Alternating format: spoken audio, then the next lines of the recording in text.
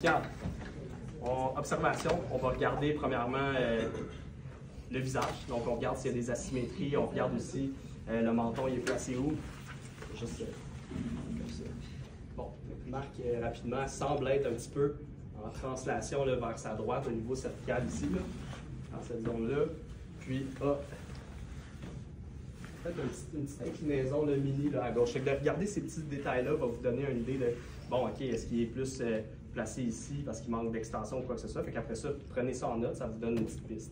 Ensuite, on va vouloir regarder vraiment au niveau des épaules, est-ce qu'il y a les épaules un peu plus en protraction vers l'avant? Est-ce qu'il va y avoir aussi des hypertrophies ou des atrophies au niveau musculaire? Ici, on a beaucoup d'hypertrophies.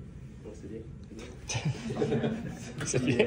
C'est ça, fait qu'on va vouloir regarder non seulement le cou, là, moi derrière, je peux observer des choses s'il y a des tensions au niveau des paraspinaux, sous-occipitaux et tout, mais regardez ça globalement, puis prenez-vous des notes des choses qui ressortent.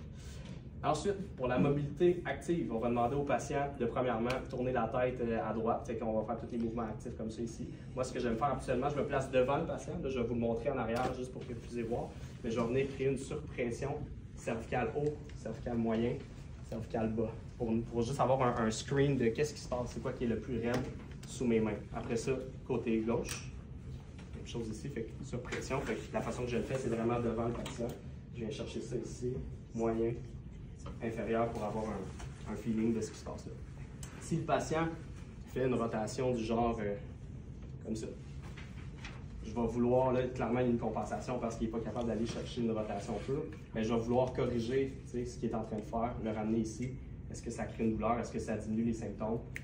Toutes ces choses-là vous donnent des réponses immédiatement. C'est des choses qu'on fait rapidement, mais juste comme ça, c'est des tests-retests qui accrochent le patient et qui disent « Ah, OK, crème, il sait où est-ce qu'il s'en va, lui. » Donc là, ensuite, si, exemple, on a une douleur, mettons, on fait les flexions latérales. Flexion latérale gauche, flexion latérale droite. Bon, flexion latérale gauche était plus raide puis était plus douloureuse. Je vais vouloir tout de suite avoir un impact sur les douleurs. Fait que, qu'est-ce que je pourrais faire pour essayer concrètement là de diminuer les inconforts du patient? Ça serait quoi quelque chose qu'on pourrait faire? Bon, j'ai mal en flexion latérale, qu'est-ce que je vais lui dire à ce patient? Thomas? C'est pas. Qu'est-ce que je peux dire à mon patient? Non, la première chose qui me vient en tête, c'est, admettons qu'on voit que le patient il a les épaules embâchées antérieures, quoi que ce soit, on peut lui demander déjà de se replacer, exactement, de faire un retest. Parfait. Fait que correction posturale, on voit que le patient a vraiment une mauvaise posture, on va dire, bon, ben, essaie de sortir le torse, de te tenir grand, coller un peu les omoplates, fais la même chose. Possiblement, peut avoir encore de la douleur, possiblement, peut ne plus avoir de douleur. Donc là, vous avez tout de suite un check qui est postural, gros driver, là. Il faut qu'on regarde ça. L'autre chose qu'on pourrait faire, si le patient est un moron moteur, a de la difficulté à faire ce qu'on lui demande de faire, mais littéralement, on arrive ici, on vient tenir la scapula ou on replace l'épaule, ou on lui donne du feedback là, avec les mains pour être capable de dealer avec ça, puis après ça, on va revenir faire la flexion, mettons, latérale. Puis ça, je vous montre celui-là parce que ça a réellement un impact clinique. C'est vraiment quelque chose qu'on fait concrètement. Moi, je le fais tout le temps. Ça fait qu'avec des douleurs cervicales, je vais tout de suite essayer de corriger quelque chose pour voir si ça change immédiatement au niveau des douleurs. C'est bon, ça? Fait qu'on avait la flexion latérale, on a la flexion bilatérale. Fait qu'on fléchit le cou par en avant, puis il vient chercher complètement en arrière après en extension. Super. Si on veut être un petit peu plus spécifique à la région cervicale basse, on va vouloir demander au patient de faire une flexion crânio-vertébrale. Parce que souvent, quand on va demander une extension, quelqu'un qui va avoir mal au cou va faire ce genre de truc-là. Va aller chercher en crânio-vertébral, puis il ne va pas aller chercher l'extension vraiment en cervical bas. On peut donner le feedback, bon, rentre ton menton un petit peu comme c'est ici, puis amène tout ça par en arrière comme ça. Vas-y. On voit que pour Marc, c'est pas facile. Ça doit être raide, justement. Donc ça, c'est bien pour aller cibler plus au niveau de cervical bas. L'autre chose que je voulais dire par rapport à ça, c'est que dans notre scan de mobilité active, on va pouvoir aussi faire le 8. Si vous voyez là en dessous, là, il y a le 8 de Earl Putman qui a été développé là, pour essayer de voir si c'était une hypomobilité en faisant ce test-là. Donc, ce qu'on fait, c'est que ça, c'est rare qu'on vous l'enseigne à l'école. On va venir chercher comme ça ici. On va aller chercher la flexion complète. On va vraiment faire un rond complet, puis jusqu'à aller à l'extension complète, puis on revient au centre comme ça ici.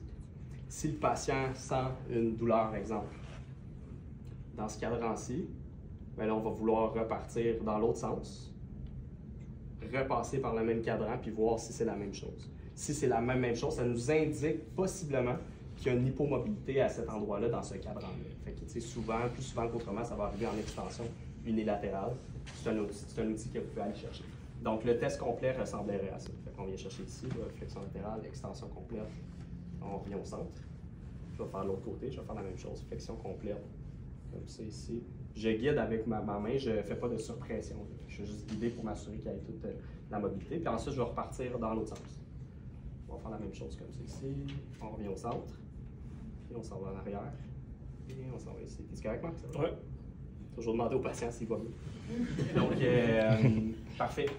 Si jamais, vous voyez, ça ressemble un peu comme les H et les I qu'on peut voir en lombaire. Donc, si on voit que les X sont au même endroit dans toutes les directions qu'on passe, on peut penser peut-être plus hypomobilité. Si les X sont à différents endroits, il n'y a rien qui concorde et tout, bien là, on peut penser peut-être plus à instabilité puis hypermobilité. Ou est-ce que là, la vertèbre se bouge un peu n'importe comment puis vient pincer dans toutes sortes de mouvements différents. Bon.